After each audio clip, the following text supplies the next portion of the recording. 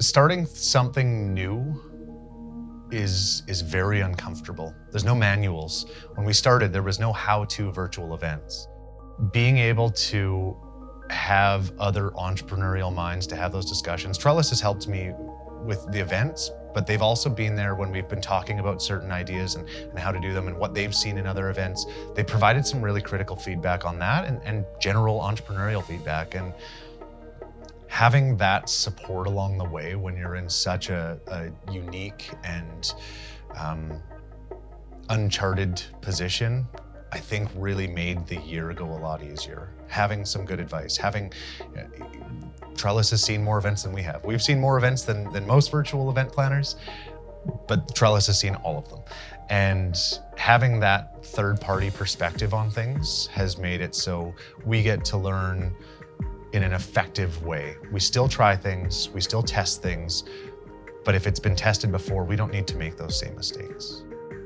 To go from a $5,000 goal of volunteering and to just kind of being able to give back, and then having the opportunity during a time where there weren't a lot of jobs available to kind of start a company that's all about supporting charities and not-for-profits and organizations looking to connect during these times was really unexpected through this. When we finished the national one, it was kind of just taking a break, and we were just inundated with requests for how do we do this? How do we continue to do this? And we gave as much advice as we could, but we realized that we had kind of developed a very unique skill set and people were needing it.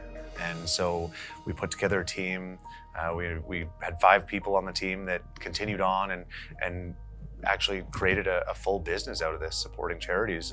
And since then, we've raised more than $1.6 million, assisted all these different groups, and some of them are $50,000 raises, some of them are $400,000 raises, but each one is just as special as the other because it's all about speaking to that community. If you're looking at going back to the way that it was, you're missing the greatest opportunity that's out there. The technology that's evolved, the fact that someone can participate in your silent auction and not be at the event, the fact that someone can be sitting at their table and not like waiting for the moment to run up and try to scribble their name on the silent auction, and they get a notification that they've been outbid, or they can auto put their bids in. The end of the day, the purpose of these events is to raise money, and people have to be given invitations. It's one of the things that we say all the time: give them an invitation to come and give them an invitation to give.